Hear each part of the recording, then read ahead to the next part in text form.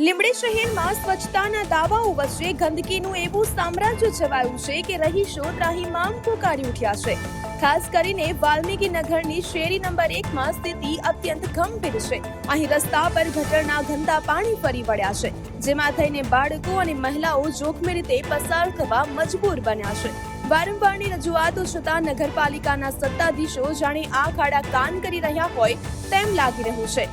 Main road પરનું નાળું બદલવાની સમસ્યા તેમજ સામાન્ય કામગીરી કરવામાં પણ તંત્રના પેટનું પાણી હલતું નથી, જેના કારણે સ્થાનિકોમાં ભારે રોષ જોવા મળી રહ્યો છે.